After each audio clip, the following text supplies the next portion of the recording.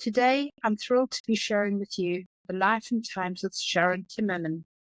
Sharon has made a tremendous positive impact in the child sleep area with her tools in the pocket approach that allows every parent to experience success at their own pace and according to their personal family needs. With her positive approach to empowering parents with confidence and practical tools, Sharon's program values encouraging a child's cooperation through effective communication. Sharon's program is available through child development workshops, as a personal family coach, and through parent educational events. So our first question for you today, Sharon, we're really pleased you're here with us. And I'll start off. As you move into the next exciting stage in your life, tell us a little about the wisdom and experiences to date that you will carry with you into your retirement. So, how much time do we have? Because I can talk for a long time. But I have to tell you first that I didn't really know that I was going to retire until I, in that moment, kind of decided to. And I always said that when I reach a point where I'm not, let's say, willing to learn at the same fast pace that it takes, when it comes to early childhood, when it comes to studies, but not just in reference to studies or child development, but I found also, work on the website, social media. I wanted to make sure that I made a good decision where I could allow others to kind of take over, to carry the torch. That was one of the reasons why I started the Child Behavior Certification Program. So that I would often say to my students, I'm bequeathing all this to you. If you like the way I've coined an expression, if you like the way something sounds, take it, keep it. It's yours, But the wisdom, when I think about the word wisdom, I think what I carry with me is that when we know who we are, then we know who it is that we're working with. So, and I talk about that all the time to graduates, to families. Know what makes you tick, know what your passion is, know your own character or temperament. And I talk a lot about if you're shy, if a child is shy, we're not trying to take his shyness away. We want to teach him about what that means for him or her and help them get their needs met, perhaps in a different way. So to still learn what you need to strive for your dreams, but in your way, in a different way than that of a person maybe who's not so shy. I have to share with you that I came into this world born as an introvert who is really good at doing extrovert activities. So, I'm excited now to dig into that need, to be alone, like to spend some alone time, and I'm really considering writing a book. And then one other thing I want to share is that my experiences have taught me that every parent I've met, and there's just, I can't count, has a parenting heart. Like most parents want to do good. Most parents want to be the best parent they could be. And at the same time, there's not a child who wakes up and says, I can't wait to get my mom and dad mad. I can't wait to frustrate my teacher, So when we're working with families, we need to offer them grace. We need to help them feel safe. So that's sort of, I can talk on and on about that, but that is what I'm take with me right now. And that takeaway of safety is key to everything, isn't it? It's the foundation. Yeah, it really is.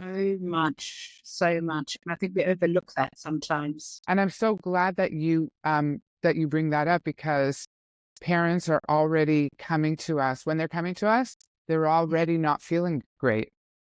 Besides being sleep deprived or for whatever other behavior issues, vulnerable, maybe incompetent. Yeah.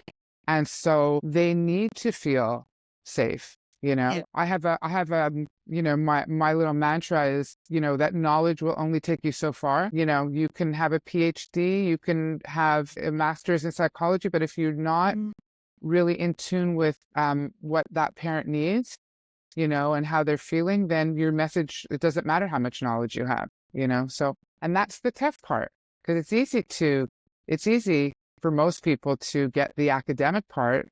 It's the other part, the communication, Absolutely. And it's those anecdotals we pick up on when working with families, going into homes. It takes a skilled eye and it's very difficult sometimes draw that information out from somebody who's reporting and not having that insight. So yeah, it is. It's an intuition that comes with that to pick that up too. You're right about that. That's why the graduates of my program, I mean, I'm always amazed when I hear this, that they found it so tough because we would really push them to, how do you think that they're going to receive that? How do you know, how are they feeling right now? That's a great message, but we've got to give it a little bit in a different way. So, right, great. Thank you. Next question is, what were your key moments in your life that shaped your perspective and approach when working with families? So, you know, there's a, what's the word, like a path, you know, that, I mean, you know, different circumstances happen, you know, and I have 3 children. And when my second was a little under 2, I was doing these programs, like these mom and pop programs, like as a mother, you know, I would just be in that program with her. And you know, I remember a mom asking me this question. She said, you know, every time I vacuum, my daughter wants to ride piggyback on my back. You know, what should I do? You know, and I have to, before I tell you what my answer was, at the moment, I thought, you know, the answer seemed really simple to me. And I started to realize that I enjoyed having conversations with other mothers, and they would ask me questions. And it's not that I would go looking to just give my opinion. I wasn't. I was just there with my daughter, but somehow there was a draw, you know, and I think back now, even when I was a kid, you know, I used to pretend I was a teacher and all my cousins would sit and they'd be my students. So there was something happening there. I just wasn't fully conscious of it, you know? And so at that point, the director of the programs that I was attending had called me in and asked me if I was interested in going into this field. So when I got married very young at 20, I had started in child psychology, started to work kind of in a different way. And then when she called me, it was something like, wow, I never really considered that, but it was very exciting for me. So that was kind of like, you know, like a starting point, I would say. And that director actually became my mentor, and she taught me about what it means to be a mentor to others, which was one of my favorite things to do, is to help others and mentor others. My mentor, I still have her. She's 93 years old. She's got like everything I've ever done. She's got printed and up on her walls, and she's a very accomplished woman, a woman ahead of her time. So it's really an honor, you know, to have her. But, and then there's a couple of other things. So when I was in grade 5, I was very, very shy. As I said, I came into this world as an introvert. I was very shy. It was very difficult for me to ask questions. It was difficult for me to make friends. I didn't have the tools. Parenting, you know, our parents' generation was very different then. You know, you just kind of listened to what your parents said, and there wasn't the same kind of exchange as we learned today, you know. And she taught me, you know, how to make friends and be friends. And she heard something in me. Like, I always was very musical, and we used to sing in class. And she heard me singing, and she started to bring in her own guitar. Anyway, she taught me a lot. Grade 5 was amazing. So many years later, being in this field, I ran into somebody who brought their own child to one of my classes. And she told me that her mom was friends with this grade 5 teacher.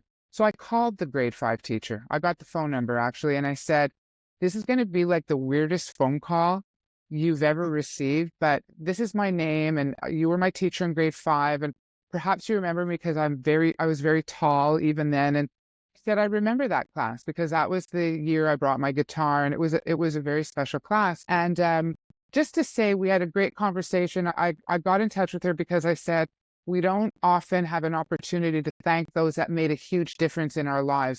And you really changed my life. You really helped me see that I can accomplish things even though I was so terribly shy, you know? Anyway, she came over, we had tea together, and she brought me a book that's called Feel the Fear and Do It Anyway. So on that premise, that sort of brought me also to the concept I spoke about before. We don't need to take the shyness away. We need to learn about who we are and how to get our needs met in a different way. So that was really, you know, really something. And then there's something else that I think it's so important to share. When I started teaching, you know, so, you know, the director called me in, I went back to school, I started training, and I was working with a teacher as her assistant.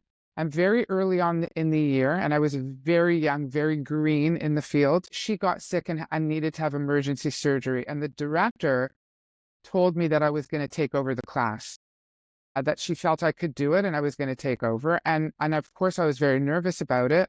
But I did it, and one of the moms in the class, so these kids were like 2.5 to 3 years old. One of the moms came to me and she said, "I'm not happy that you're my son's teacher.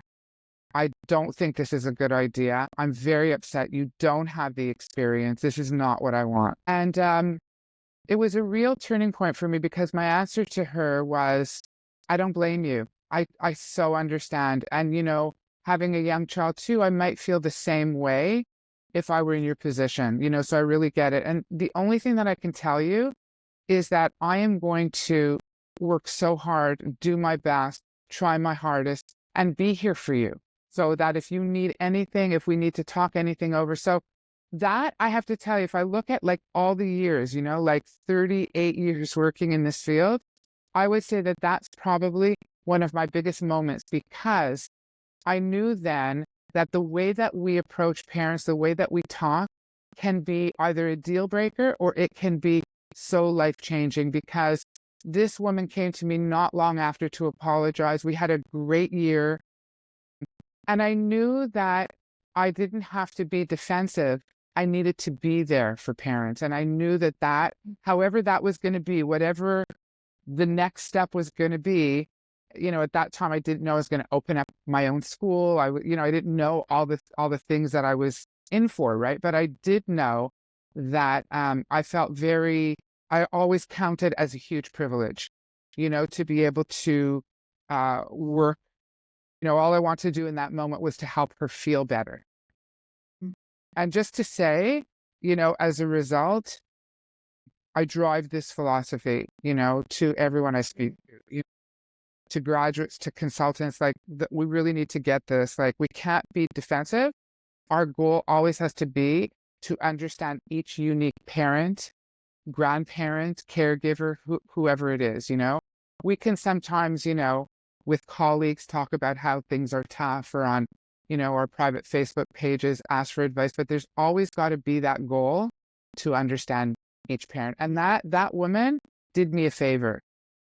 She taught me a lot in those moments, and my reaction, thank goodness. I love that, Sharon. I love that, because she felt heard and you connected with her vulnerability, I guess. Still brings tears to my eyes. That is such a profound moment. I appreciate that, and appreciate you sharing that with us. I think that's, definitely something. And especially with our parents, just, the anxiety may well sometimes be irrational, and that's okay. But it's just normalizing it, hearing it, and that in itself just breaks down those barriers and creates some safety again, doesn't it? Because going back to the safety thing again, really, it doesn't mean that every case works out in the best way that we plan. Sometimes it does. And I have a few of my own stories that I, don't understand, where the parent went, or wish maybe that I could have done something more. I mean, same thing with parenting, right? I mean, it's not perfect, but I so appreciate even the, the intake forms, that we give, and just questions about the pregnancy or the adoption or the whole, newborn or birthing experience. Because when I read some of the difficulties that a parent goes through, and then you meet them and you see that, the anxiety, or you see that it's really hard for their child to let their child cry. It's such a good starting point in understanding them. But just reading that if your child was in danger, I mean, it really helps us to understand the pace that we need to take. I mean, there's a lot of things. There's a lot of moving parts in that, Absolutely. Yeah. Thank you for that. Yeah, thanks. Next question is, summarize your professional life and milestones, or any significant experiences that shaped your life or career. Wow. I tell you, it's a big question, because I'm so, I got to do, when I would be teaching in my program, in the certification, in the last class, I would go through the list of all the tasks that I had, or the workshops that I did, or the programs I created. And it's a lot, But I have to tell you, as a teacher, separation anxiety was huge. Not so much for the little ones as much for the parents, who left their children when they were crying, so helping them, encouraging them. I was just talking to a mom yesterday, her child started kindergarten, and he's crying, when she drops him off, and it starts the night before at bedtime. He's really upset, and so we talked a lot about her own emotions because, we want our kids to be happy, and it's really hard to know where to sort of jump over that sort of emotional line where it's okay to allow children to feel, right? Because if you think about it, in the first 4 to 6 months of a child's life, we do everything to keep them from crying. We rock them, walk them, change them, feed them, and we do it all over again, So we need to understand that every parent sort of has to make that transition. So even at 5, when a child's starting a new school, kindergarten, it's a big deal, right? From daycare now into school. I mean, in our city, different countries, different, but still there's always that transition. And for some children, it's really hard. For a parent who feels, one of the things that really helped her, that I encouraged her with, was it's okay for him to feel. Now let him feel now you can support him through it. It will be okay. And so, I gave her some practical applications, to help her through that. And this was 2 days ago. This morning, she said that, he went into school without crying, and it's not, she didn't tell him, if you don't cry, you're going to get this. There was no reward. It was really, they had a conversation. She validated. She said, I know, and I so miss you too. And I can't wait to see you after school, and with a few other things, of course, we don't have time to get into all the applications, but it's that kind of thing that was so important, helping them see that they're doing a great job, And as a teacher in the classroom, I'd see little lips quiver. And I have to tell you, I would say in the class, I would go, is anyone missing their mom or their dad today? And most teachers wouldn't take that chance, right? Who wants to take a chance in having like a group of kids start crying, right? But I really wanted to allow them to cry if they needed to, because they were already quivering, so that we could all be in it together, so that we could feel it together, and then I could teach that I could talk about validation, so I would sing and some of the words and just in a little sing-song voice, it's okay to miss your mom, it's okay to cry in your school, and I'd sing about mom, moms always come back, or stuff like that, so as a teacher in the classroom, that was like separation anxiety. That was my thing. And I've written letters to parents for daycares that they could send out to the parents. It turned out to be such a beautiful letter. My grads have it. I share it. I might have even shared it with some of the sleep consultants, because if you read it, I don't have it like on with me right now, but if you read it, it's sensible. It talks about, why children have healthy brains when they cry. I worry more about the child who sort of just checks out and just has a blank stare, rather than the child who expresses feelings, So that's something that I just loved in my career and continued with it. The other thing is that, just to give you a little bit of a timeline, well into my teaching, a community center opened, not in my particular community, but another community. And I wanted to open up a section in that community center for programs for children and parents from birth to 3 years. And so I had to meet with this, as you can imagine, when the city is involved, there's, this hierarchy, and, you've got to sit in front of a group. For me, it was a group of like 8 men, in suits, who were going to interview me and throw questions at me and why they should have this program. And I thought to myself, I'm not really sure what to bring with me. I know that I want to bring a briefcase, but I don't know what to put in that briefcase. I don't really have anything. I just know my passion. So I found this big bottle of hand lotion. I put it in there. And the reason why is it just gave me a confidence to remember what it was I was passionate about and talk about. Because I remember my mentor saying, that for her, whenever she was in a situation that she was uncomfortable with, her shoes were always very important.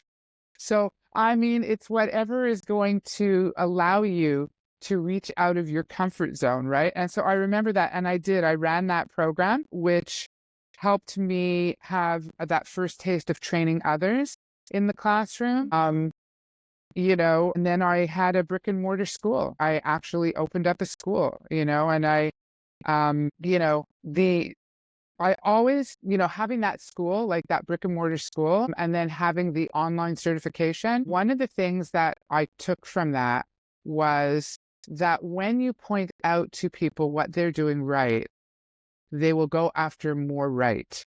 So it doesn't mean that we don't learn and look at stuff that we could, do better. But when we essentially look for a success, right? Success begets success. And that's when I developed the idea that we catch our children. I call it so simple, catching our children doing good.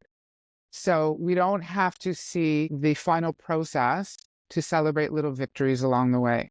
We just need to point out what they're doing right so that they'll go after more right. So one of my favorite, I think you said, what was a significant experience? Obviously, there's many that shaped my life, shaped my career, shaped who I am actually personally as well, is to see point out to somebody what they're doing right. And I don't mean like overpraise and like, oh, wow, you did that so well. I mean to really look at specific things. And I so enjoyed watching my teachers just kind of open up even more, as I would say to them, hey, when you said to him, you know what, your feet really cooperated when you walked to the gym, or you know what, when you brought her that tissue, because when you hit her, she cried, and you brought her that tissue, I could see that you're really sorry. Or even just talking to teachers about specific ways they talk to the kids, or a program they came up with, and it's the same thing with parents, right? So if you're working with somebody who is, if we were talking about sleep, and a parent was able to initiate, mean what they say on one level, and follow through with that, like we want to point that out to them. The mom who I just helped with her child who was having trouble falling asleep because he didn't want to go to school the next day, she wrote me and she said, you know what, it's because of you that he went to school not crying. And I said, well, actually, it's because of you, because you did the work. No, I just gave you the information, but you did the work. So if we could find any little victory, and then just to add that, when I realized, like when I look at my professional life, one thing I learned about myself, I love creating something new. And I really realized it from creating child behavior certification program. I had other programs I used to do, like monthly women's groups. I used to do like a birth to 12 months called Tiny Treasures, where parents would come and we do creative movement and music, and I'd bring them information, whether it was about sleep or other stuff.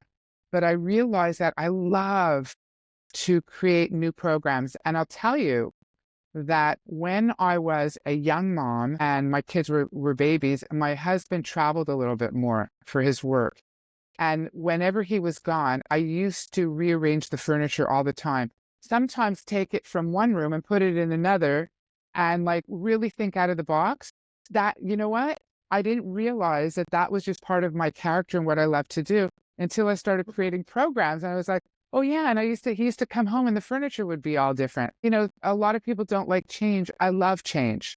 So even when I was nervous or shy, I just jumped right into it. And I find I'm getting a lot of calls from grads today, wanting to be encouraged as they start their business, or they're afraid to start a new program. So I'm talking to them about it a lot. Yeah, I know what it's like to be nervous. Sometimes I say to myself, why am I doing this again? Because when you climb the mountain, it's exhilarating. So sometimes we just need to hold somebody's hand while we do it. So I know that's a mouthful. I just have so much to say about it, No, I'm sure. And it goes back. That achievement goes back to the foundation and the fundamentals. And for me, just listening to you chatting in the beginning, I found that such a powerful moment when you identified those children's needs, identify the emotional needs, and just acknowledging it, putting it in words. Yeah. I felt that that's a healing moment. And again, goes back to security, goes back to a safe space. That's Yeah. where it starts, and then the rest just follows. So yes, absolutely. But Isn't that great? Yeah. Isn't that great? That theme of safety. Yeah. absolutely, and it follows through. And I just being acknowledged, being heard, and just it's a validating the way they're feeling. Validation, I want to say, takes away at least 50% of a person's angst. We don't have to solve their problem for them to feel heard and validated. And that's a real game changer. It's a real life changer. Even if you said to a child, I know you don't want to sleep alone in your bed. I love cuddling with you too. And I can't wait for Saturday, for family day in the morning when we can cuddle. I know you want a fourth cookie. They're fabulous. Imagine if we could eat all of them. We just can't. But for sure, they're amazing. Yeah. And in our adult lives too. You have a girlfriend who has a serious problem. You can't solve that problem, but you can say that's awful. And just to add to that, my own mom, who passed away now 19 years ago, I would call her when the world felt a little bit hard or a little bit mean or a little bit tough or whatever. And she never gave me she never gave me an answer, but she gave me the best answer I could get, which was, you know what, I'm going to come over. I'm going to put up a pot of coffee, come over. And that's all I needed. I didn't need anything else in that. I just needed for somebody to put their arm around me. Absolutely. Let's put our arms around everybody. Thank you for that. You're welcome. My next question is, did you experience any challenges in building your career, and how did you overcome these? You know what? I think that the greatest challenge throughout all the years, and I would even face it today, is myself, and knowing that I'm good emmouth. And when I see even, I don't know, I was watching, what was it, a couple of weeks ago was it the Emmys or an awards program, and somebody who's so successful said, I've always had to work on, am I good enough? Do I look good enough? Did I do good? And I thought, I think most of us share that in common, and when my students or, whether it's parents or the students who are, who are in the behavior program, we're nervous over something, whether having to present or a parent needing to meet a teacher or, anything like that, I would say to them, I would be more worried about you if you just said, oh, I got this. This is easy. You know what? I can do this. I'd be worried. I'd be a little bit more worried. But what I'm seeing in you is a humility.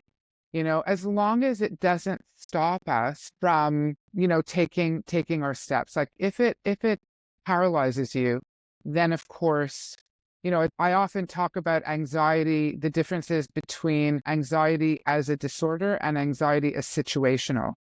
So we can all experience a lot of situational anxiety. I don't want to take away from all the mental health issues that we can deal with, but I mean, I'm just speaking generally now, that we can get in the way of ourselves. And sometimes we do. Sometimes we give in and we say, I'm not going to do that. I can't. So I would say that over the years, my biggest challenge was always having to, take a step back for a minute and say, don't make it about you. Remember what the content is. Remember what it is that you're doing here. It's bigger than you are, And then there was that part of me that was glad that I had to, self-reflect or that I didn't feel confident. And I have to tell you, every workshop I ever did, I had no appetite the full day. So if I was going to go somewhere in the evening, that whole day I never ate a thing because I was nervous. And then I would get there. And the second I started talking, it was okay. And that's how I overcame that, because it was all about the content. It was all about what I was actually doing. When that workshop was over, believe me, the amount of food that I consumed, because I now had that sense of relief. But while in any situation, whenever I would speak, it made it okay. And then I think, the only other thing that I want to share, because it really translates again to working specifically in the best interest of children, has to do with being in the daycare or middle school situation. So going into a classroom, sometimes, we would need to go in to observe a child, and we would go in, the child would not know that we're there to observe them, so that it would be as organic, natural as possible. So for that child who's not coping, and you can see that the language that the teachers are using and the methods are you're not on the same page. It's not in compliance with what is the way that could really help this child. Now, in one way, it's sort of positive, because you say, like, you realize if you use a different language and methods, that child's going to excel, and you can see it, right? So like that could be an easy fix. But often teachers or directors don't really want to easily accept a new way of doing things, And so you have to be really careful. And just, oh my goodness, probably one of my biggest challenges is to go into the classroom, working hard for the teacher to feel that I'm respecting them, and really truly respecting that this is their classroom, their domain, that they have these children every day, and I'm just Sharyn Timerman walking in for 2 hours or so to observe. And that I would keep that in mind, as my heart would kind of be breaking watching certain things. So like, that was hard, and overcoming it was just to keep in mind that I'm there to advocate for the family, and I can't do anything I've got to really find a way to work with, teachers, and most of the time it works, and sometimes it doesn't. And sometimes, the recommendation would be that it might not be the right fit, the right school for that child. But I think, again, it was about like respecting, like just showing respect and finding the best way possible, if at all possible. I think probably the most extreme thing I ever heard was a director said to me, Sharon, your words are great. Love to hear you talk, but you know what? I've been doing this for 25 years. I know what I'm doing. We're good. And I just had to say, okay, and I'm here if ever you want to have, if you need any other ideas, so that's one thing that comes to mind as far as, a challenge. That is, I can see that.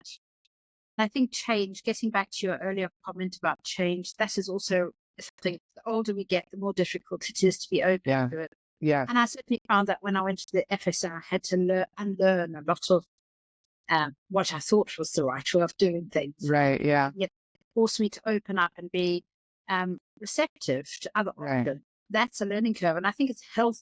It's really healthy to push ourselves into those circumstances, but it's also a challenge. It really is. I love that you bring up like age, because, the older teachers, and again, you know what? It doesn't mean, I don't want to just put it in a box, because it's still individual. But what I found was it was a little bit more difficult the longer they had been teaching.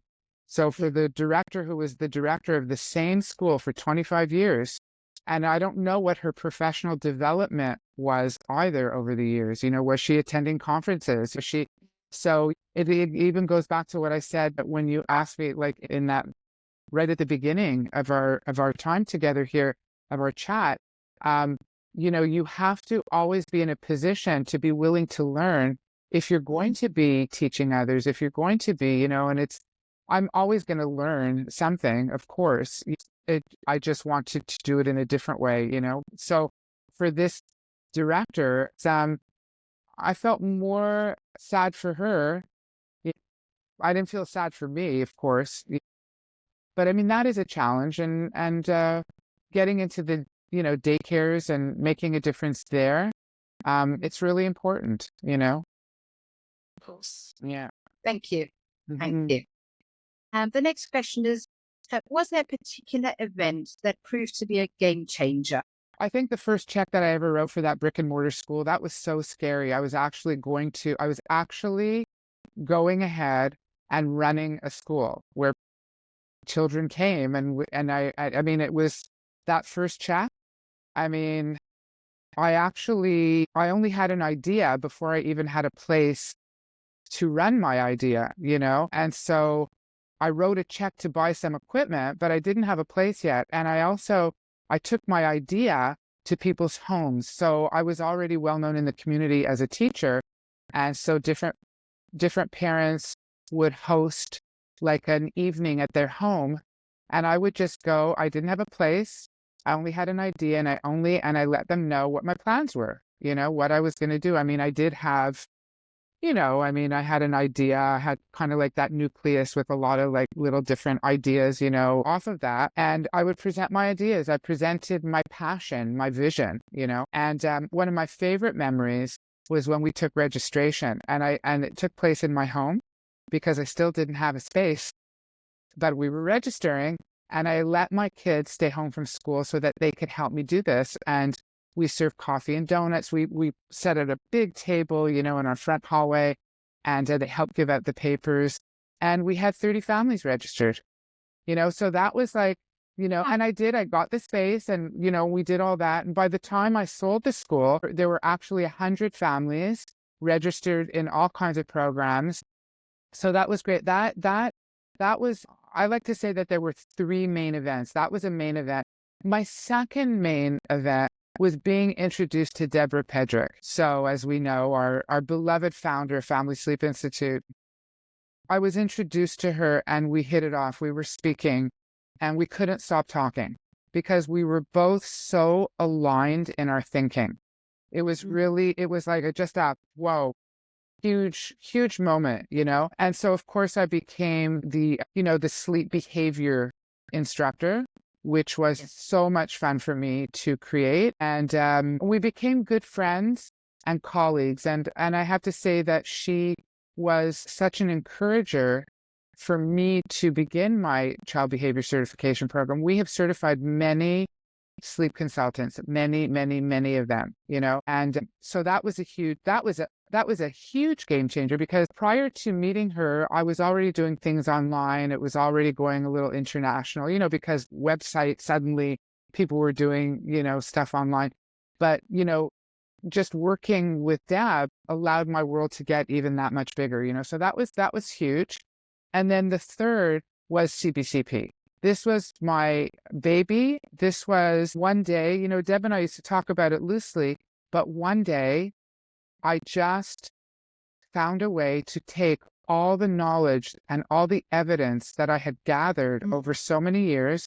So it was like 7 years ago. So it was like over 30 years. And for several weeks, I would get up in the morning around 5, and I would start working until about 10 at night. I took breaks, of course, but I would work because it just was flowing. And I created a 12-week program at the time. At the end, it was 16 weeks.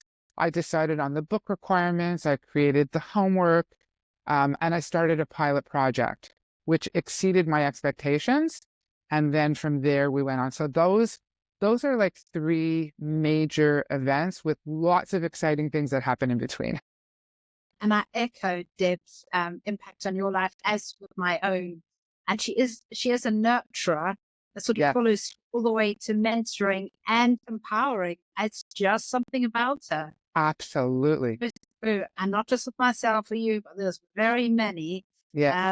Still continues to, and she definitely has had wonderful influence. It's just very stability guiding us through. I was just thinking yesterday about how nervous I used to be going online and being able to present anything. And she really did nurture me through all of it, through a lot of patience. That's amazing. Yeah, no, that's really, I owe her a lot. Yeah, this is a gift. It's a gift. It gives me goosebumps as you're talking about it. Yeah. True. Thank you for that. Yeah. So reflections on your life is the next one. Reflections on your life. What do you value the most today? I think every person that I've met on my journey, every person, from encouragers, mentors, teachers, my own family, and the way they encouraged me. I have a husband who always thought that if it makes me happy, I should go for it. And he always admired what I was doing, and that's really helpful. And I've been able to I was doing a grandparenting workshops before I became a grandparent, but becoming a grandparent, I found that it was just really, I became a grandparent 7 years ago, and it kept me so relevant, and in fact, as my daughter, as my son, as they were now navigating sleep, and sleep deprivation, I called on Deb, I called on Family Sleep. I connected my kids with, sleep, with FSI, with sleep consultants. It was really something, And I love that my children ask for advice. But something I've said in grandparenting workshops is that our children have the right to parent. Like, leave them alone a little bit to figure it out. Because a lot of grandparents in workshops would complain to me that their kids weren't listening to them. So my complaint when my kids were little was that my husband wasn't listening to me. And I'd say, people pay me for this. Why aren't you listening to me?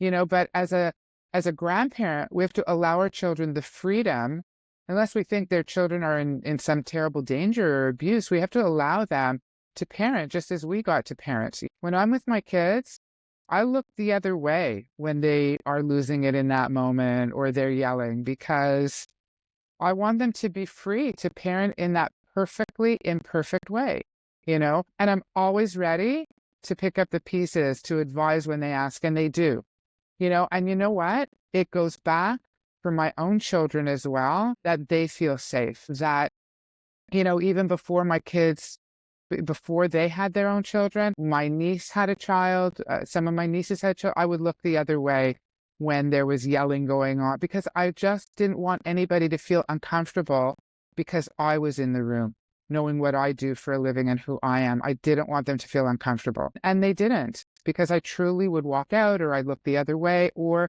when they would ask or say, I know I really messed that up, I would say, parenting's hard. You know what? Keep going. You're okay. You're okay. So it goes back, the same philosophy, the same principle always runs throughout, and so that's what I value. I value, the people that I've met, the lessons I've learned, and I value that running thread is so true. It never goes away. Like, it's there, keeps relationships strong. Absolutely. Reflecting on that for a moment, I think. Yeah. Because it's very easy to want to give your opinion. It's very easy to want to jump in, I'm just really careful about doing that. When they say to me, my kids book official consults with me, I write recaps for them, so like they definitely seek it. But in everyday, imagine, like, I want to be around a lot, and here's the other thing. It's funny, because my children parent, one is a lot more sort of, things have to be done a certain way, while the other one is kind of like a little bit more like, what, do whatever you want. When I'm with one, they say, you just take over. I don't even, they just want a break. Whereas the other one wants to guide me. And what I say to them is, I need to respect that. If that's what you want, I need to respect that. And so, I mean, we're not talking about big life-changing things. We're talking about just all the everyday kind of little things. And giving them the space to parent, as you say, I think is really valuable. I was just thinking, as you're talking about it, I was just reflecting back, and this also sort of reflects onto parents we work with as well. There comes a point, there's only so much we can offer. Parents and children need to learn, reinvent the wheel themselves. They need to go through those experiences and learn for themselves. And I think we don't value that enough. We're really always looking for the quick options, the quick way out of this or that. Actually, to get there and to be able to appreciate it and to sustain and maintain what you've achieved, we need the foundation. Yeah. And you can't skip through that. We can't. It is just having to allow them the space to learn through those experiences. So, yes, really valuable what you raised there. That is so well said. You just made it so concise, because they need to be able to have that foundation. Now, one thing in the pleasure that we have in coaching parents in behavior, for me, when it came to sleep, it was always about the 2-year and up stage. It was really more about sleep and behavior, and not so much the working on the their natural rhythms, the environment, all those things, when they're babies, and the scheduling of it all is that. And I just lost my train of thought about that. I don't know. This is one of those things, that is like, what did I want to say to you? What was that? I hate when that happens, It's about learning how creating that foundation. Yes. Okay. You brought me back. So even when we're helping parents, like coaching them through, right, we still can say the tools that I'm giving you, like these tools or this language, right, it is setting a foundation. Like, don't worry if they're still needing to tantrum. or they're not going to say, "Good job, mom, I'm into this sleep thing now," but all the things that you're doing right now at the 2-year-old stage, at the 3-year-old stage, it is setting a foundation. So we want to, so parents are we offer the tools, we offer the advice, and now it's up to parents to take them and use them to the best of their ability. It won't always be perfect. It takes practice. That's why I've always called it tools in your pocket, by the way, just to throw that out there, that using it 50% of the time or 40% is better than 0%. And the more you use it, the more natural it becomes. And it's the same thing even as you're learning in sleep or behavior, that this is all foundational. Like, you are setting all these things, kind of like these baby steps, and building on it. Absolutely. And it's the same as babies learning to roll. We can support them to surf along the furniture, but actually those initial rolling and being on their tummy, raising themselves, rolling over, falling, is the foundation again. We can't skip through those stages. And it's the same in every other learning. Isn't it amazing? Yeah. And the full development, we need those early steps. So that's right. And I'm fascinated by that, by the way. I just want to say that I love to use an analogy of, like, as a child is growing, right, and their brain is developing, imagine having a filing cabinet in your brain with all these file folders. And every time you learn a new piece of information, your brain puts it in the coordinated folder where it belongs.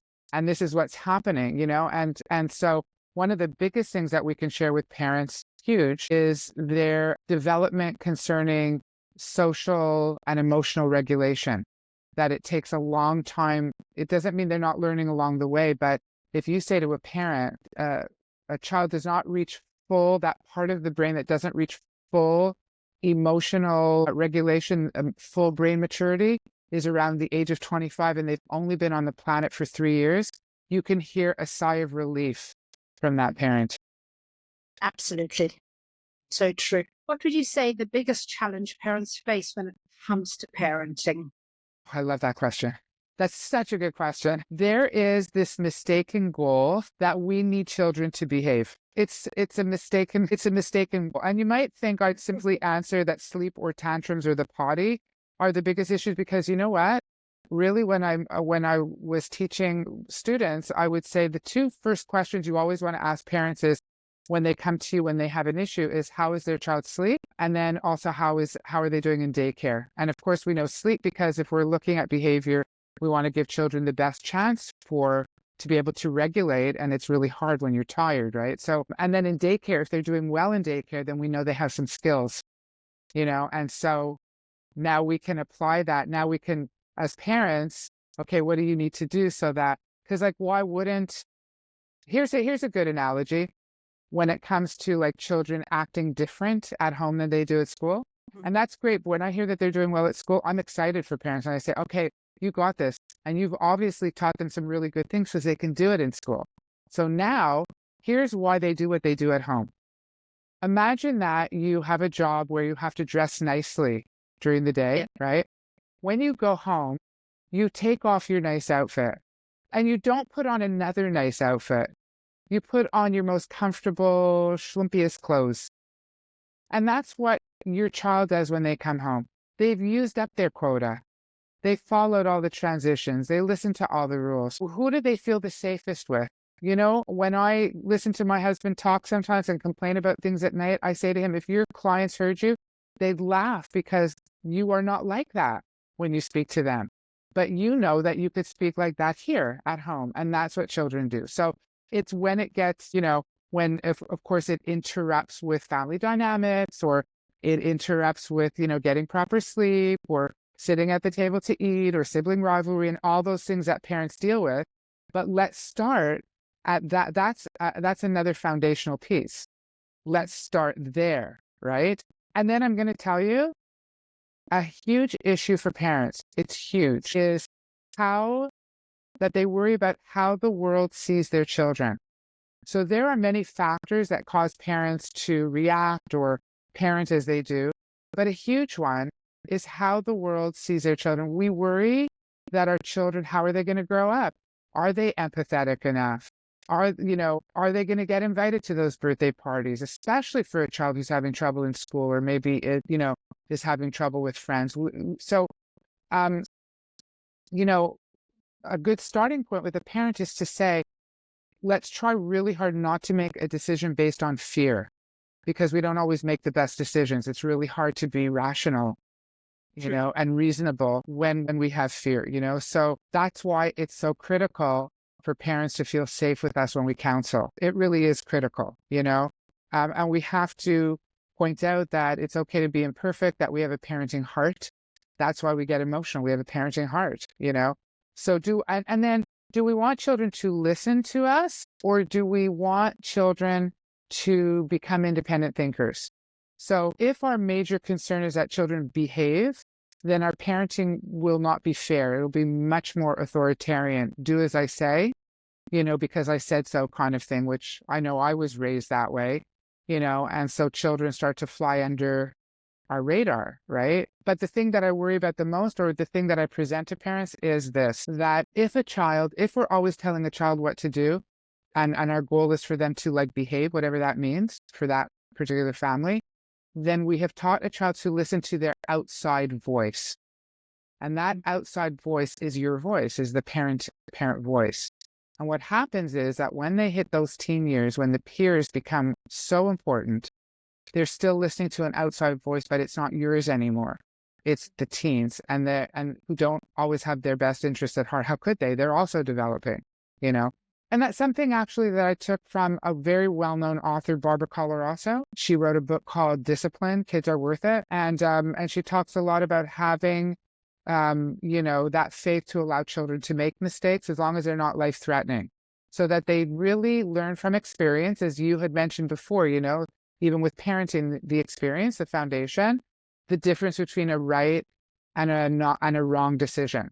And again, as I'm talking in between, I could talk about I could bring in so much practical application. Obviously, we're not doing that here. So I would say, the biggest challenge is not, yes, sleep is probably the number one issue, but I could tell you that potty readiness is huge. It's huge, and then, I was working with a parent whose child, like their children, they couldn't bring them anywhere, a 3-year-old and a 1-year-old, because there was so much screaming and tantrums and hitting and running, and that they stopped going out, and so, just quickly to tell you that after giving them a whole bunch of tools, I said, I just want you to do one thing over the weekend, just one.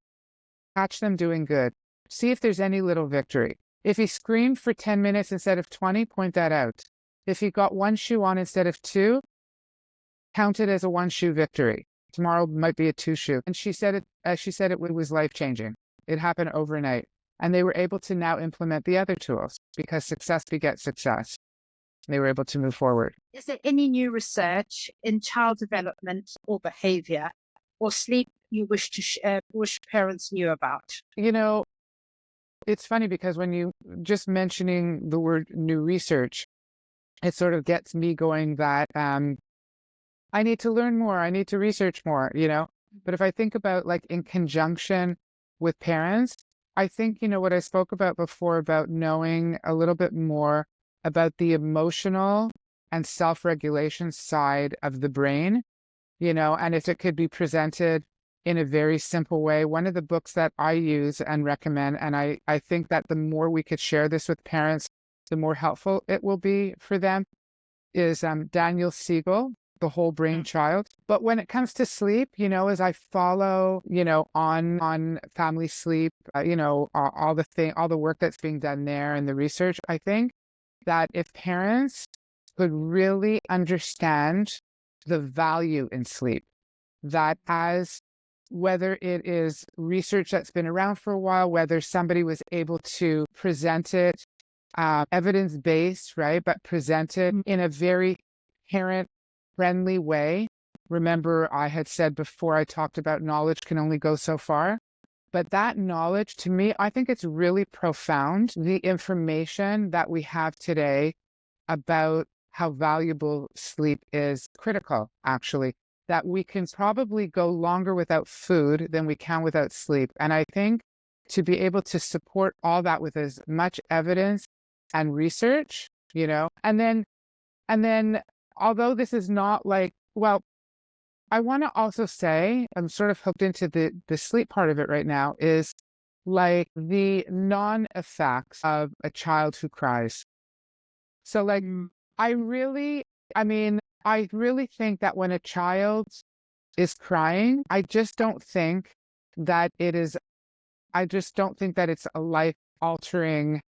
I don't think it's a bad thing. I think that if you put a child in a dark garage or an unfamiliar place and you're really mean about it and let them cry, that's really bad. I think that's really, really bad. But if a child is not going through a particular trauma or an illness, and we can share with parents all the same that a child has in their life, the same mom, the same dad, the same lovey, the same blanket, the same crib, the same bed, the same sippy cup, the same bathtub, same bath toys, the same carrot stick, there's so many sames in a child's life every day, and those things are solid, and so I think that the more that we can provide information about the critical importance of sleep and sleep skills, and of course, my gosh, safe sleep, because that really freaks me out when I see parents buying things or using things that are not safe. So I can't even touch on the behavior part because I can only think about sleep when you ask me that question right now, only because it's where it all starts. And I think that no matter who we are and how we were raised, there's always going to be something that we were affected by, or there's no such thing as perfect parenting. But I think we really need to lock in sleep. I really do. I think it really needs to be locked in. Totally echo that as well. And I'll divert a little bit here, picking up on the crying aspect. And what concerns me is how we've really lost perspective around this. I think the information that gets out there and how it's interpreted is just not what we're seeing in reality. So often I'd go to homes and find children at 18 months, 2 years old, have never been allowed to cry.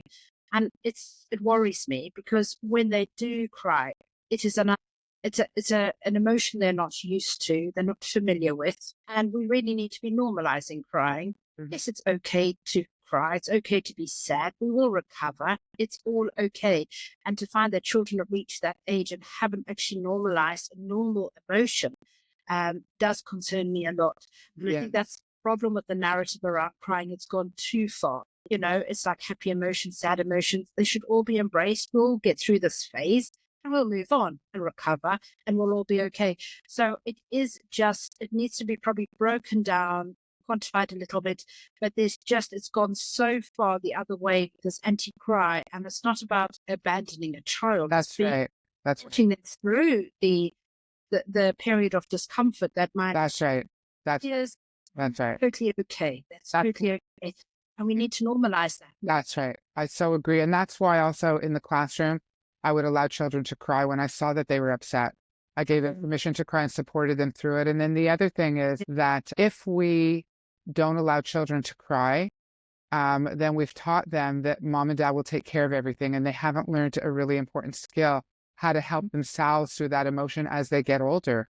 And that we need to be able to fix things for ourselves as well. We need to give them that power and authority over their own bodies and over their own minds and over their own emotions. I mean, we really need to drive this. This could bring me right out of retirement as and I haven't even fully retired yet. But this is how important this is, and that, yes, of course, we want to see if your friend is really sad, especially if you're a fixer, you might want to come up with a solution, but we also have to just support people through emotions. It's okay to cry, so I love the way that you put that together as well, And it is a normal emotion. We should be embracing it, normalizing it. And that worries me. Exactly. Yeah, especially anyway. Yeah, I know. There's a lot to fight out there, unfortunately. I know. There is a lot to I know. unpick. Don't give up. Don't ever give up. The same thing for us. Listen, again, going back to the daycare, there's like a lot of like kind of not great teachers out there. There's a lot of good ones too. I don't want to, but there's also a lot of stuff going on that's just not great. We just can't give up. We can't, you've got to just keep going. And, any little difference is a difference.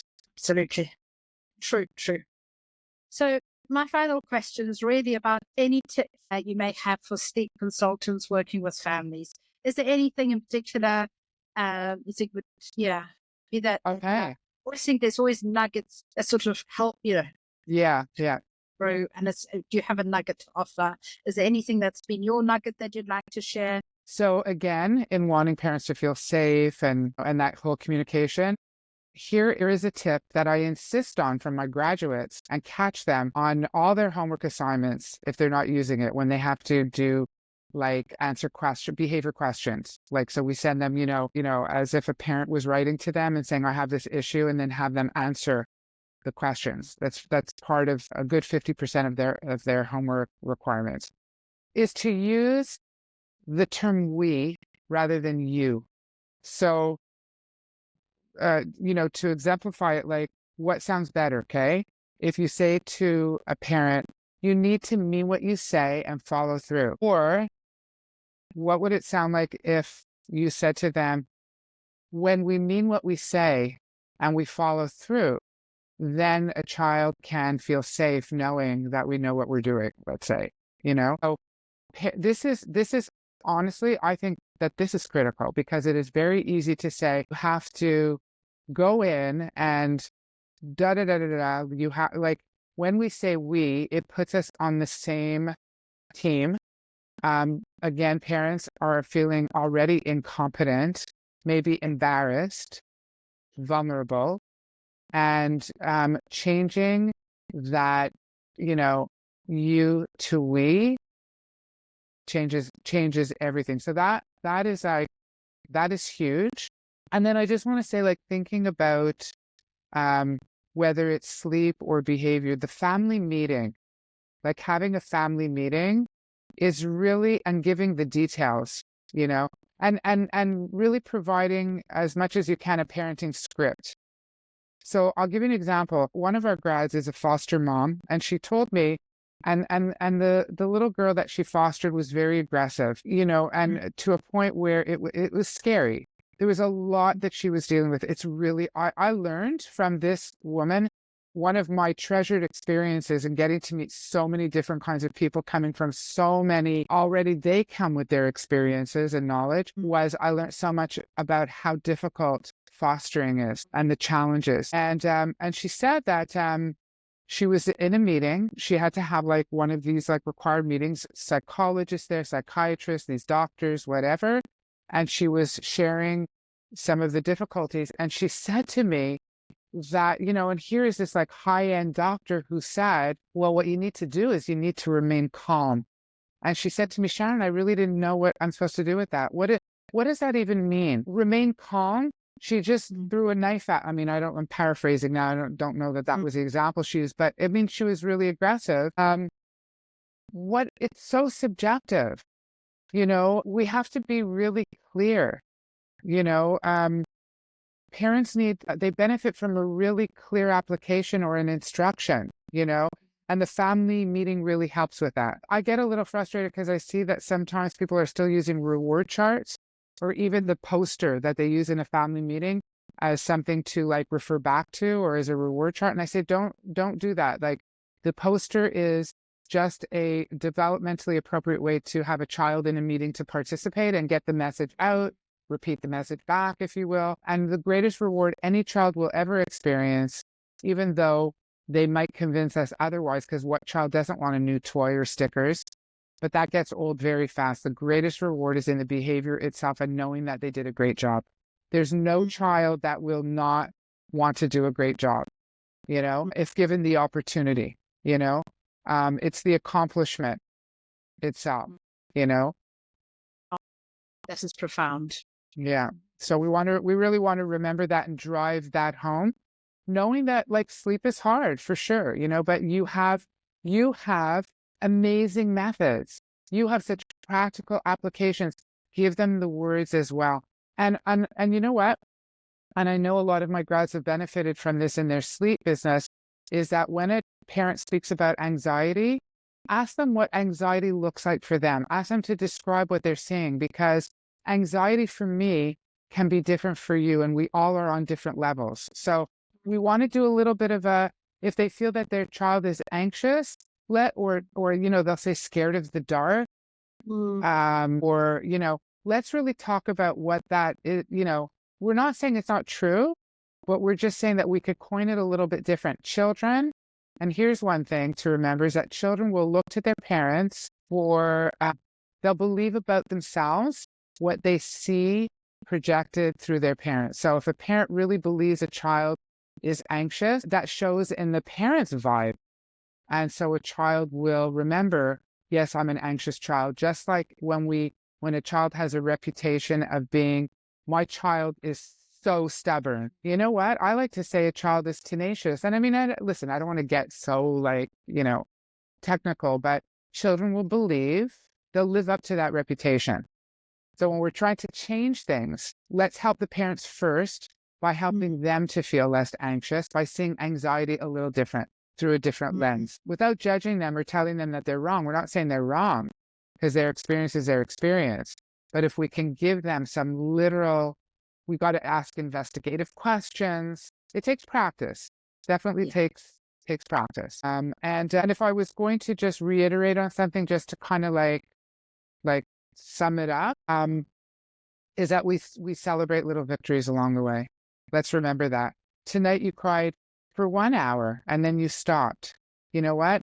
Tomorrow you might cry even for less than 1 hour. What's one good thing that we can point out that happened in the night? You came in 3 times instead of 5. Your body is remembering. I often tell parents that when we give children an instruction, tell your feet it's a walking time, or tell your voice to sing when you want to scream, let me, I don't want to sleep, because we're having their brain give their body an action. We're giving them power and authority over themselves. Absolutely. Yeah. Thank you so much, Sharon. This has been absolutely wonderful. Just so glad you've been able to offer us your time and just to share your life and your, career and your journey and working with families and students and children. Yeah. What take away from this, and thank you. And I thank you for your very thoughtful questions. I didn't realize when I said, yeah, sure, I'll do this, that it was a great reflection for me as well, to think about where I've been and where I am now. And I feel really good about it, so thank you for having me. Pleasure. It's our pleasure. Thank you.